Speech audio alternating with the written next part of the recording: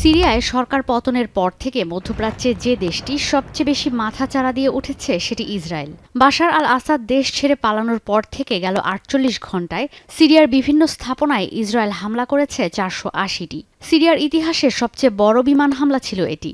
অস্ত্রের গুদাম রয়েছে দাবি করে তেল আবিব জানায়।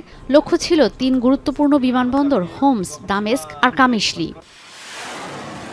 একযোগে দেশটির যুদ্ধবিমান, রাডার, ক্ষেপণাস্ত্র, অস্ত্র প্রস্তুতকারক কারখানা, অস্ত্রের গুদাম, ১৫টি নৌযান লক্ষ্য করে হামলা করে ইসরায়েলের প্রতিরক্ষা বাহিনী।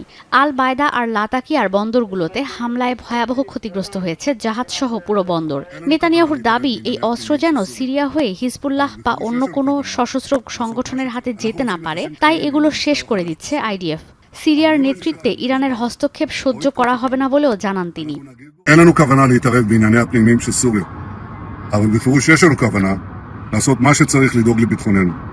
במסגרת הזאת, אני השארתי לחיל האוויר দক্ষিণাঞ্চলের গোলান মালভূমি পুরোপুরি অবরুদ্ধ করে ইসরায়েলের প্রতিরক্ষা মন্ত্রী জানান, পুরো অঞ্চল প্রতিরক্ষা জোনের আওতাভুক্ত করা হবে।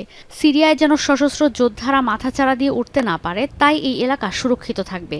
গোলান মালভূমির বাফার জোনে থাকবে ইসরায়েলি সেনারা। তবে সংবাদ মাধ্যম CNN বলছে, দামেস্ক থেকে মাত্র ২৫ কিলোমিটার দূরে চলে এসেছে ইসরায়েলি সেনারা। כדי לפגוע ולהשמיד יכולות אסטרטגיות שמאיימות על מדינת ישראל. חיל הים פעל הלילה להשמדת הצי הסורי ובהצלחה רבה. এই হামলা আতঙ্কে সিরিয়ার লাতাকিয়া আর তারতুস সমুদ্র বন্দরের ঘাঁটি থেকে সরে যাচ্ছে রাশিয়ার নৌযান। এই দুই উপকূলীয় বন্দর শহরে রাশিয়ার গুরুত্বপূর্ণ ঘাঁটি ছিল। বাশার আল আসাদের মিত্র দেশ রাশিয়া নিজেদের সামরিক ঘাঁটির নিরাপত্তা নিশ্চিতে বিদ্রোহীদের সঙ্গে কোনো চুক্তিতে আসতে পারছে না। কাতার বলছে, সিরিয়ার পরিস্থিতি আরও ঝুঁকিপূর্ণ করে তুলছে ইসরায়েল, যা কোনোভাবেই গ্রহণযোগ্য নয়। দেশটির সার্বভৌমত্ব নষ্ট করছে তেল আবিব। খবর এসেছে, বাশার আল আসাদ সরকারের পতনের পর দামেস্ক থেকে কিছুটা দূরে বাফার জোনের পরিধি আরও বাড়িয়েছে তেল আবিব। সিরিয়াকে মানবিক সহায়তাও পাঠিয়েছে কাতার। এদিকে তুরস্ক আবার উত্তর পূর্বাঞ্চলীয় সিরিয়ায় যুক্তরাষ্ট্র সমর্থিত পিপলস ডিফেন্স ইউনিট বা কুর্দি বিচ্ছিন্নতাবাদীদের ঘাঁটি লক্ষ্য করে হামলা চালাচ্ছে। দেশটির গোয়েন্দা সংস্থার দাবি, একযোগে ক্ষেপণাস্ত্র আর ভারী সমরাস্ত্রে পরিপূর্ণ ১২টি ট্রাক ধ্বংস করে দিয়েছে তারা। সিরিয়ার কামিশলি বিমানবন্দরের কাছে একটি সামরিক ঘাঁটিতে চালানো হয় হামলা। গেল ৩ দিনে শতাধিক মানুষের মৃত্যুর পর সিরিয়ার মানজিব শহরে যুক্তরাষ্ট্র সমর্থিত কুর্দিশ বাহিনী, সিরিয়ান ডেমোক্রেটিক ফোর্স, তুরস্ক সমর্থিত সিরিয়ান ন্যাশনাল আর্মির সঙ্গে যুদ্ধবিরতিতে সম্মত হয়েছে। সিরিয়ার চারপাশ থেকে এত হামলায় উদ্বেগ প্রকাশ করে জাতিসংঘ বলছে, সিরিয়ার পরিস্থিতি এখনও নড়বড়ে, কারণ দেশের বিভিন্ন স্থানে এখনও চলছে সংঘাত। সশস্ত্র গোষ্ঠী হায়াত তাহরির আল শাম দেশকে স্থিতিশীল করার চেষ্টা করলেও আন্তর্জাতিক সম্প্রদায় এখানে নিষ্ক্রিয়। HTS and also the other armed groups have been sending good messages to the Syrian people.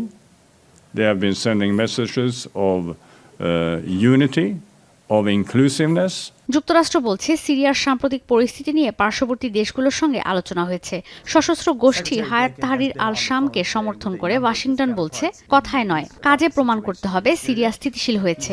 এই সংগঠনের নাম সন্ত্রাসী সংগঠনের তালিকা থেকে সরিয়ে দেওয়ার কথাও ভাবছে বাইডেন প্রশাসন। রয়টার্স জানিয়েছে, HTS-কে সুশাসন নিশ্চিত করার আহ্বান জানিয়েছে যুক্তরাষ্ট্র।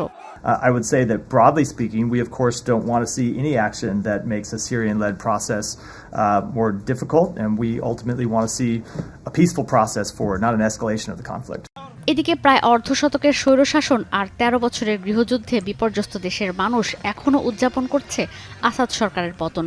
এমন অবস্থায় HTS-এর সিদ্ধান্তে অন্তর্বর্তী সরকারের দায়িত্ব নিয়ে মোহাম্মদ আল বশির দেশের সাধারণ মানুষকে শান্ত থাকার আহ্বান জানান। এদিকে দায়িত্বপ্রাপ্ত নতুন পুলিশ প্রধান ফুয়াদ আল শামি জানান, দেশের নিরাপত্তা পুনঃপ্রতিষ্ঠায় কাজ করবেন তিনি। আসাদ বাহিনী পালিয়ে গেলেও নতুন করে সিরিয়ার পূর্বাঞ্চলীয় দেইর এজ জোর শহর দখলে নিয়েছে বিদ্রোহীরা। ঈশিতা ব্রহ্ম, এখন বিশ্ব।